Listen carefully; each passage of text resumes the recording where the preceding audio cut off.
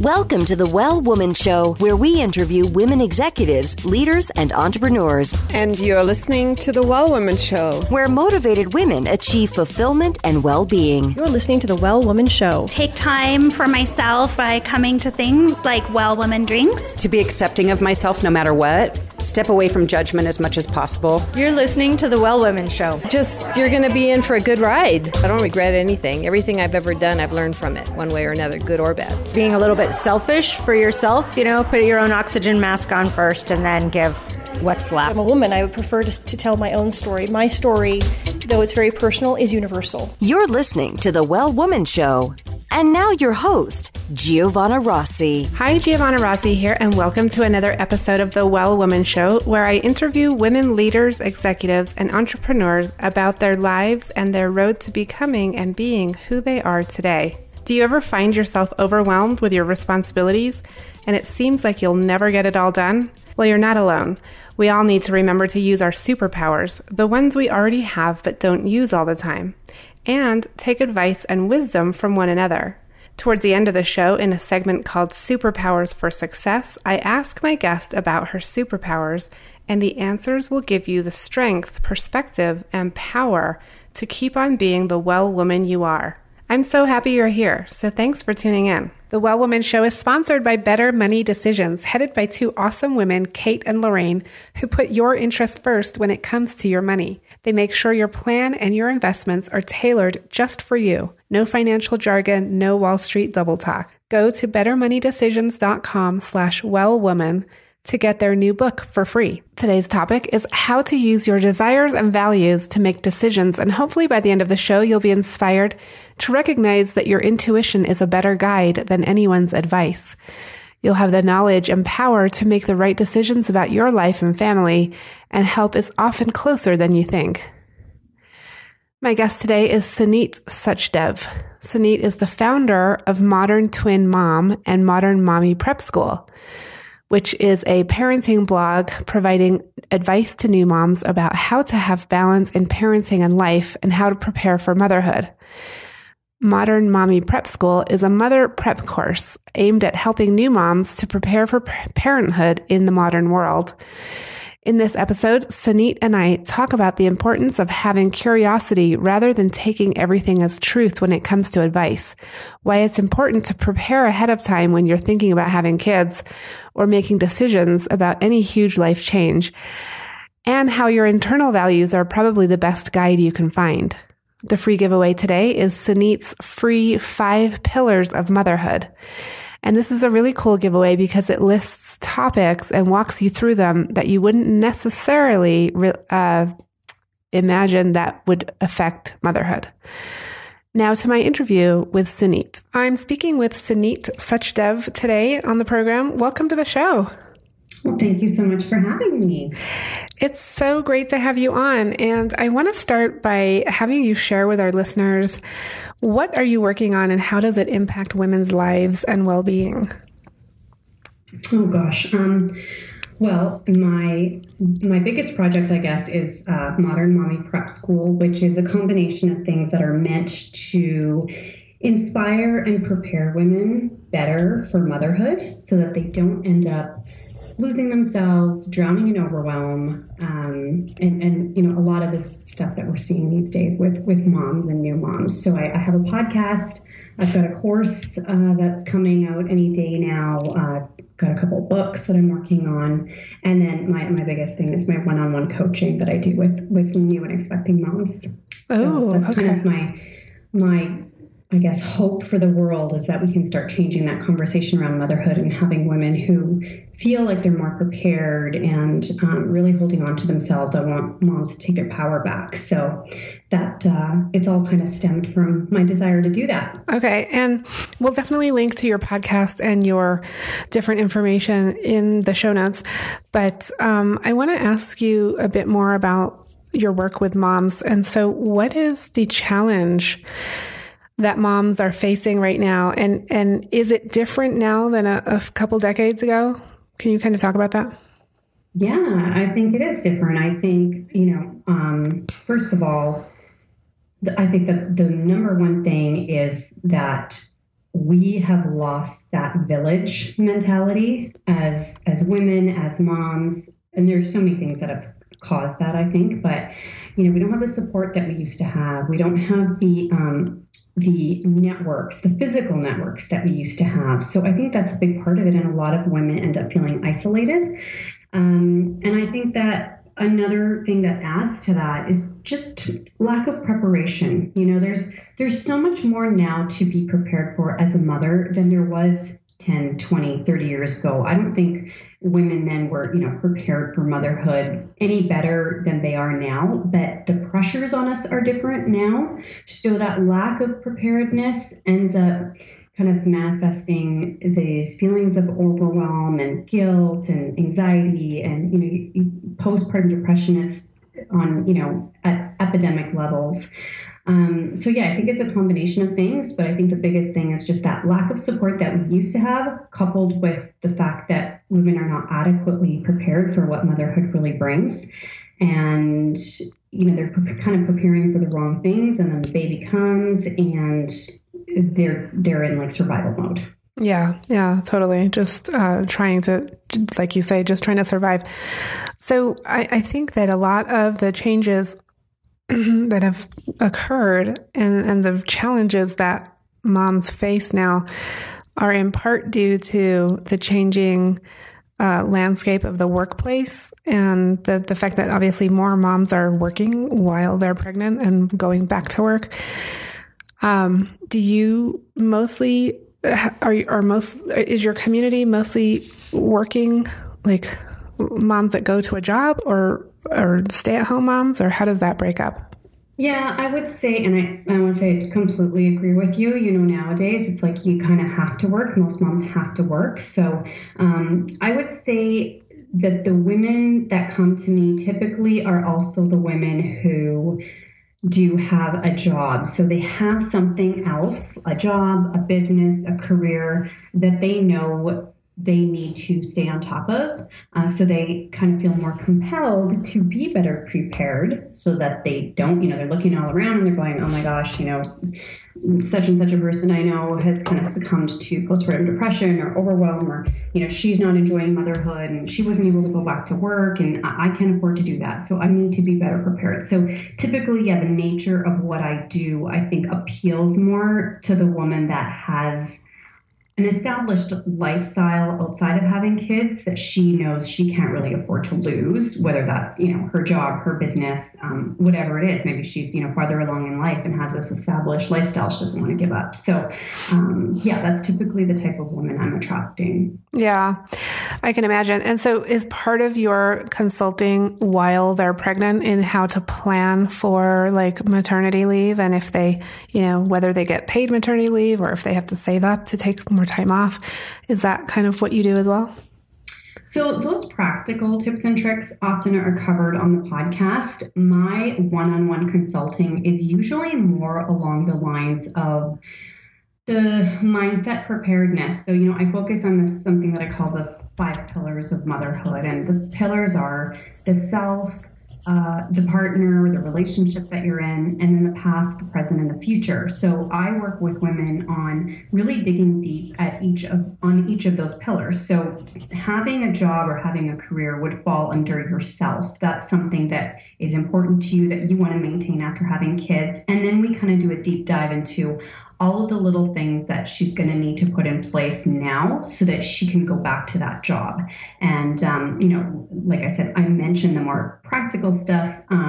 We talk about those kinds of things. I've had negotiating experts on my podcast as guests who talk about negotiating your maternity leave and all that business related stuff that we cover. But once we kind of map out this blueprint of these 5 pillars of all the things that matter to you in your life and your family life, now she can walk away with something that's like, okay, these are the things that are important to me. These are the things I now need to kind of go further and figure out how I'm going to navigate through them. And that applies to every single pillar. So I go through every single one of those pillars with them, and we do a real deep dive and make sure that it's tailored to her, because I think that's another problem these days with moms.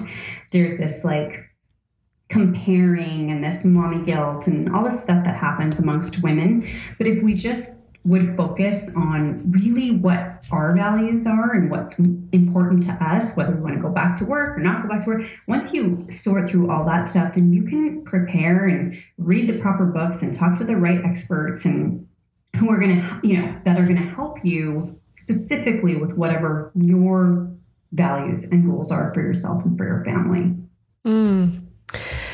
Yeah, I mean, the whole idea of preparing for motherhood is just so fascinating to me because it's such a difficult thing to do, right? Mm-hmm. And so I'm really interested. Obviously, some of the practical things are good and necessary, but when it gets to the mindset stuff and just the all-encompassing, complete, change and shock and surprise of motherhood and joy and everything else, but it can be really surprising and difficult and a challenge. And so how can women prepare for that? Or is it inevitably something that we can't really prepare for and that we just have to work through? Well, I mean, here's the thing. I had twins, and this whole business kind of stemmed from me feeling like I was very prepared. And you can't be prepared for every single little thing that's going to happen. And that's not ever what I say. It's more like expect the unexpected. But I think when we get pregnant, you're so excited about being pregnant. You are preparing. Women are reading parenting books. They're, looking through Pinterest for nursery ideas. They're buying baby clothes. They're registering for baby shower. They are doing certain things to prepare, but I think it's the wrong things. Those are not the things that are going to serve you 5, 10, 15 years down the road. Mm-hmm. I think when you sit down and, like I said, working through that blueprint of those pillars of motherhood, the things that are going to inevitably come up, that's when you can really go, okay, these are my values or our values. This is kind of what our life, for instance, I'll give you just a small example, but let's say there's a woman who, for her, being able to go back to work or being able to maintain some semblance of, having a life or having time to herself, that's important to her. So I always say, okay, so that means you're going to need time to yourself. How are you going to prepare to have that right now? You can talk to your husband, make sure that's set up ahead of time. You can set up your village ahead of time. You can look at sleep training to make sure that your child is, going to be sleeping at certain times of the day, so you have that time to yourself. So these are all the things that once you figure out what's important to you, now you can map out what your parenthood could look like. Whereas many women will not think about something like sleep training until they're exhausted and they realize that they don't have anything in place. And now they're calling a sleep consultant to help them, get their baby sleeping. So that's just a small example. But again, you cannot prepare for everything. But when you do have this kind of idea of the things that are important to you in your life and in your family, and you have an idea of what kind of children you want to raise and, what's important to your husband, if you're married, then you can kind of go start at the end and work backwards. Then you're walking into motherhood feeling more confident that you have an idea of how you want to approach it. Things may not always go according to plan. I mean, they sure didn't for me. There was a lot of things that happened, right around the time my babies were born that threw me off. But when you have it's like railroad tracks, right? Like when the train goes off the tracks, it's got something to come back to. Whereas if you have nothing, then you're just kind of drifting. Mm-hmm. So I often talk about that. Michael Hyatt wrote this great book called Living Forward. It talks about having a life plan. And if you kind of have an idea of where you want to end up, then you can work backwards and have steps on how you're going to get there. Life happens. Things are going to happen that are not going to be according to plan. But when you have a plan, you have something you can come back to.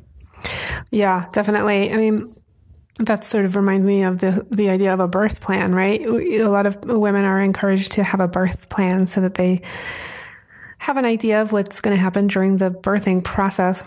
And then, of course, there's always this thing of it never goes to plan. So yeah. you have to have a plan that you're willing to throw out, Exactly. I mean, we plan for everything in life. And I always kind of liken having babies to starting a business. A lot of people treat their business like a baby, and they're probably two of the scariest, riskiest things you'll ever do, right? Have a baby or start a business, but yet they can both be so rewarding. So, you wouldn't start anything big in life without a plan. Like you wouldn't start a business without a plan. So, to me, a plan isn't like a B, C, D. It's more like, again, that mindset shift of, really understanding how a baby affects your life. It's, the nursery and the baby names and all that other stuff you're preparing for. That's just going to be a fleeting moment. Once the baby comes, that stuff's not going to matter anymore. Now you're in charge of raising this human being for the next 20 years. Those are the really important things to think about.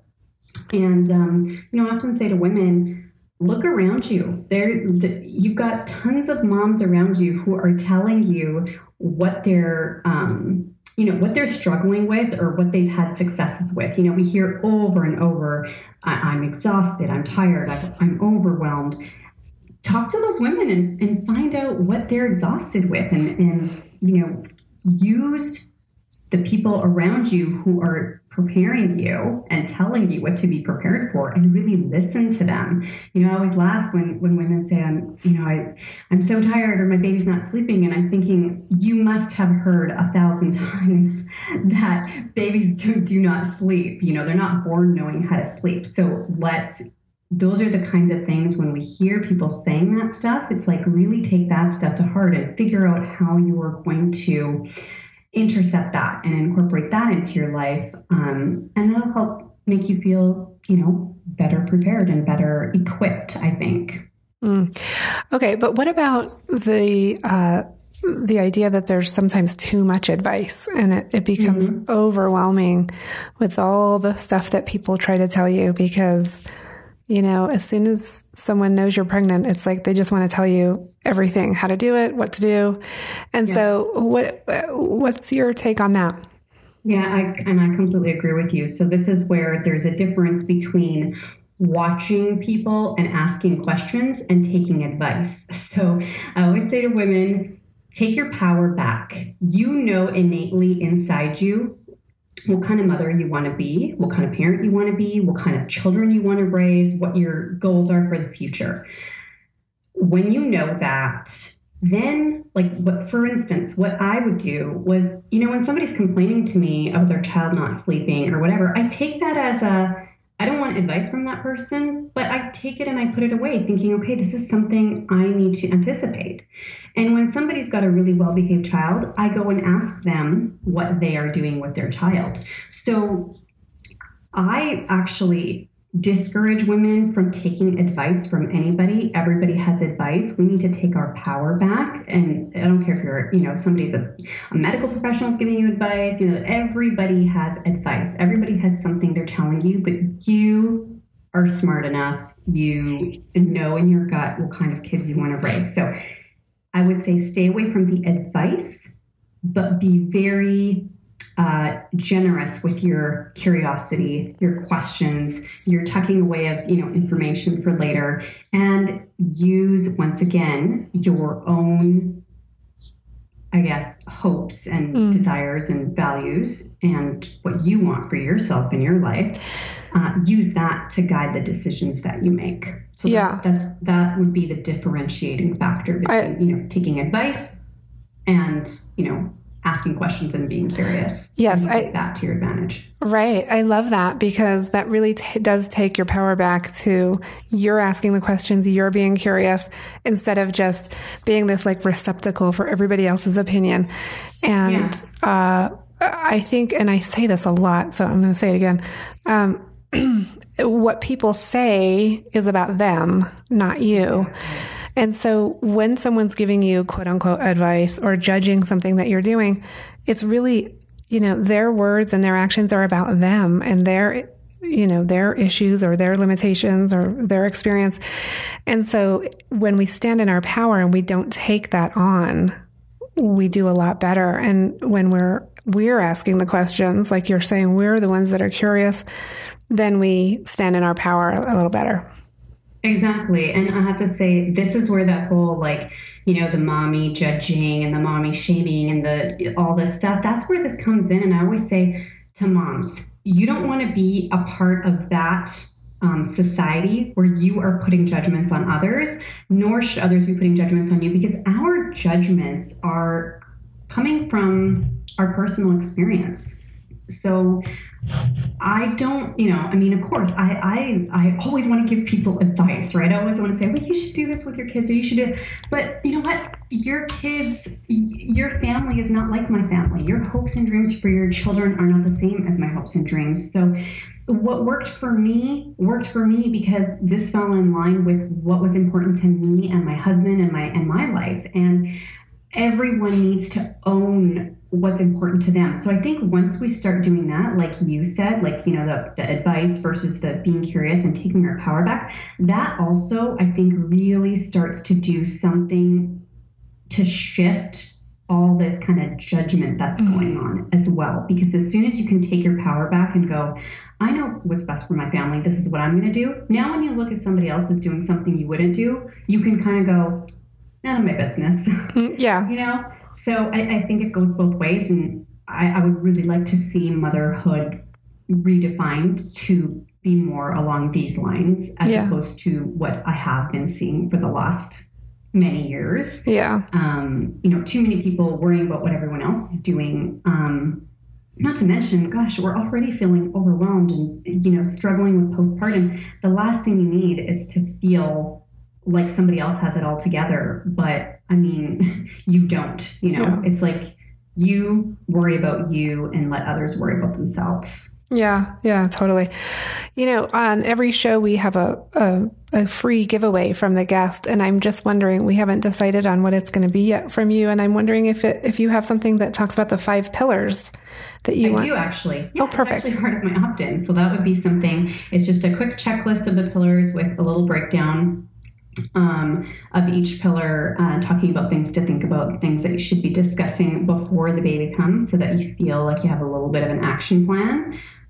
So that's definitely something that I can provide for your listeners. Okay. And I want to talk real quick, just a little bit more about the guilt factor, because it seems like, especially with moms who have a job outside of the house, outside of the home, or, a business of their own, seems like there's this real difficult balance between, and it's never a balance, right? It's always more of a juggle, but between, when you're with your kids, you're worrying about your work, and when you're with work, you're worrying about your kids. So, what do you have to say about that?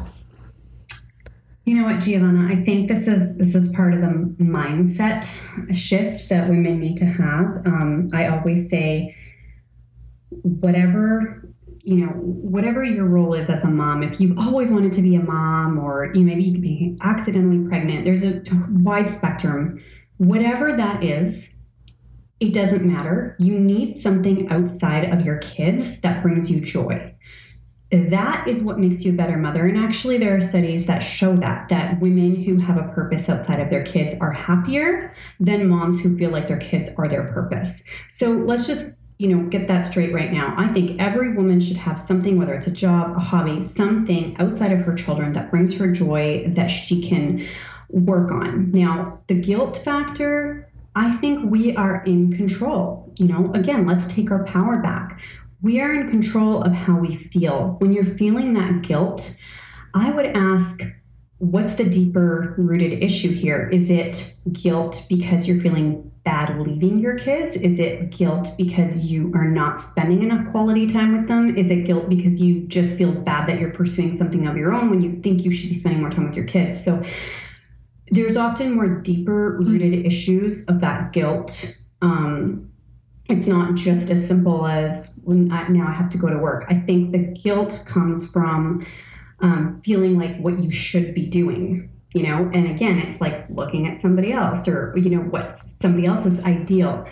Once you get really set in yourself, what you value, what's important to you, and like a woman who's home with her kids all day and is not fully present and is not fully, in the moment with her children 24/7, there's no difference whether she's at home with them or not, right? So I would say when you're with your children, be fully present and throw the guilt out the window. I mean, we need to take care of ourselves as women, as mothers.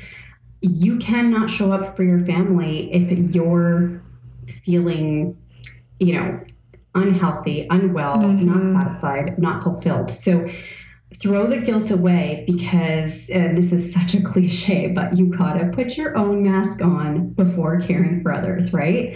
So do that, and know that if you are not doing that, you are not being your best self for your family. Give your family the gift of the best you, and then do whatever it takes to be the best you.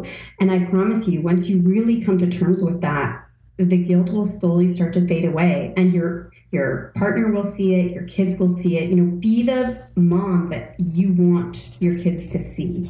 And women who, feel guilty for going to a job, I often say maybe you need to reevaluate what you're leaving your kids for.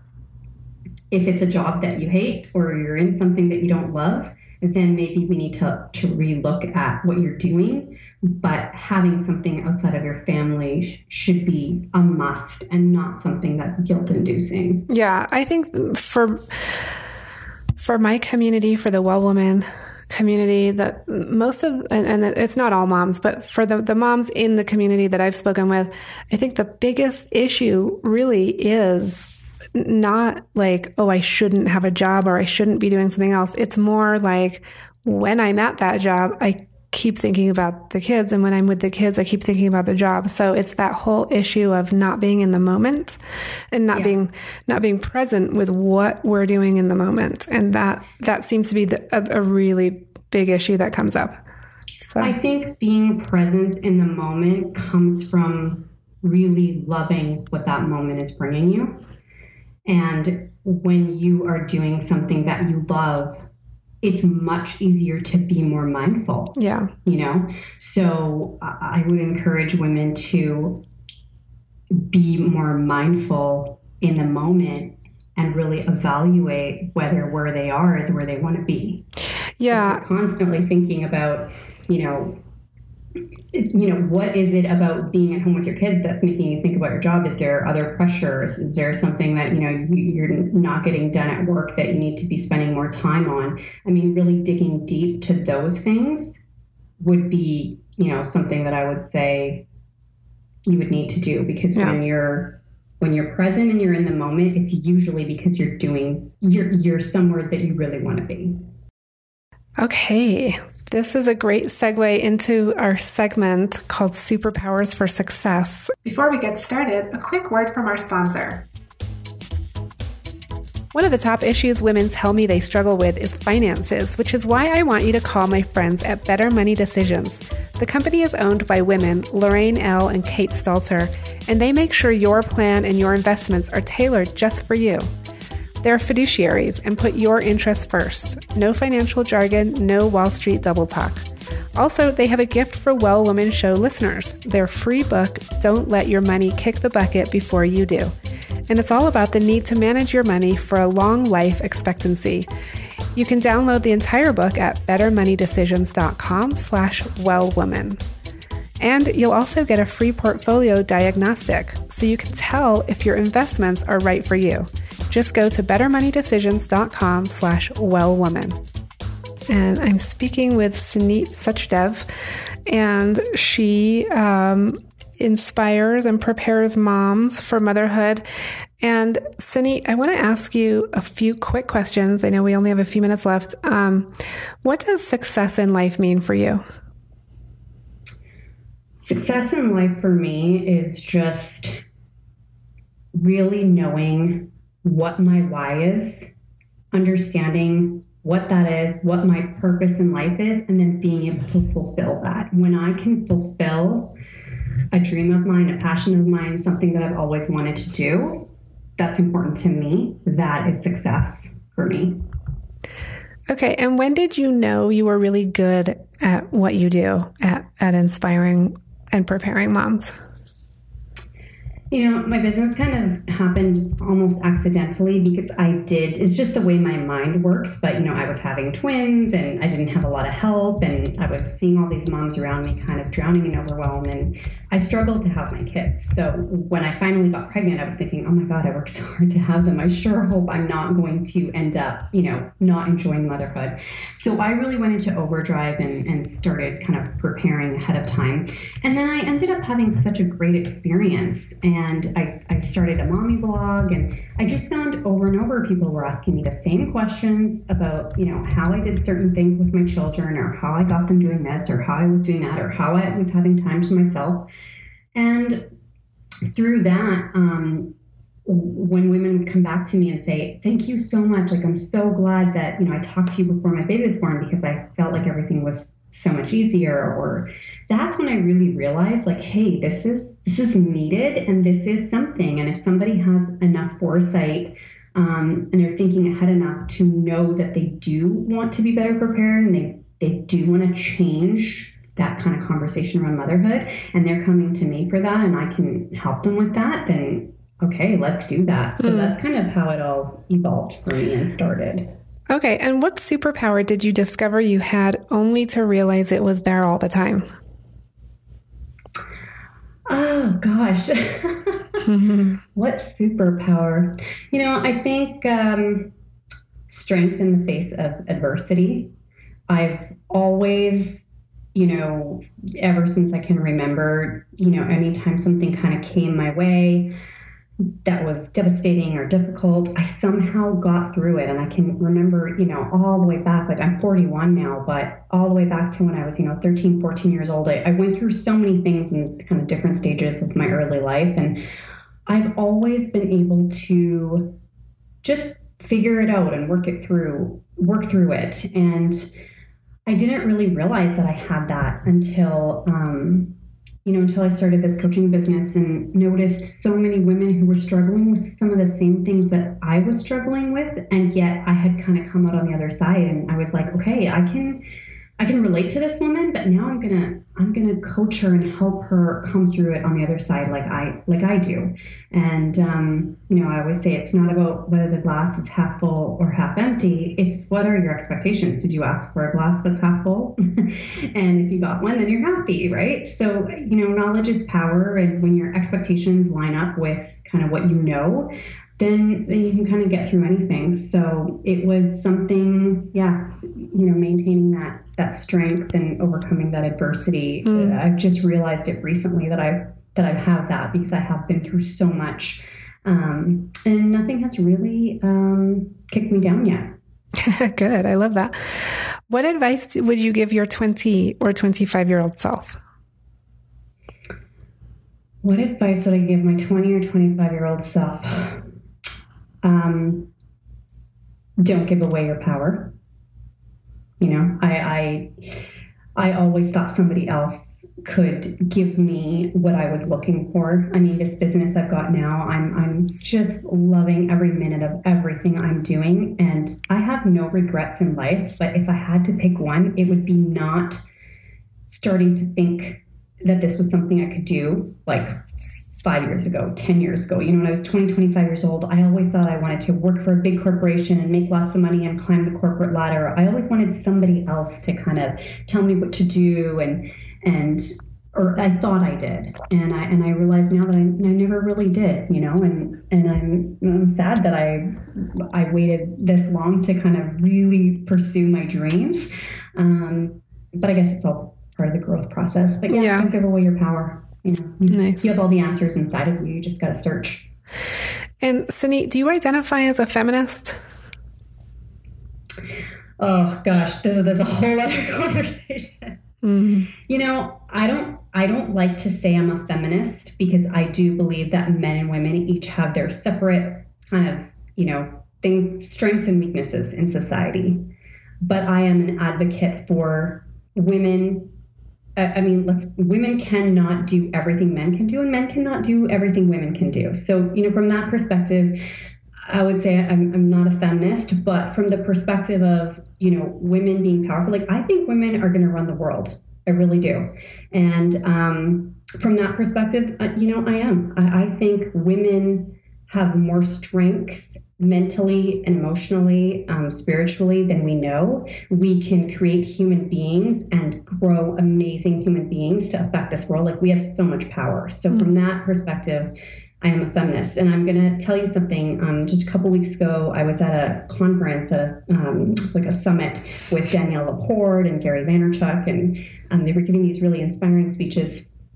And I can't remember which of them it was. It was probably Danielle LaPorte, because she's quite, strong on the feminism side. Mm-hmm. She said, and the room was 90% men, by the way. They were all there to see Gary Vaynerchuk. Oh, yeah. And Danielle looked around and she said to men, if you're ever wondering what to do next in your business, ask yourself, what would a woman do?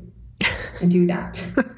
And I really resonated with that, because that is where the world is headed. Like, the world doesn't need strong, cutthroat women in leadership positions. The world needs women like us who have a soft, feminine, sensitive side, who can also be leaders. So from that perspective, I'm rah-rah females. Cool. It's so interesting. I do ask all my guests this question, and people have such different perceptions of not of their viewpoint or where they stand, but of the word feminist. Yes. And so it's very interesting, because the way I define feminism, which is the way a lot of the definitions out there are, economic, political, and social equality for men and women. And if you look at that definition, then everybody says, well, of course I'm a feminist. It's just that I think people get scared about the word.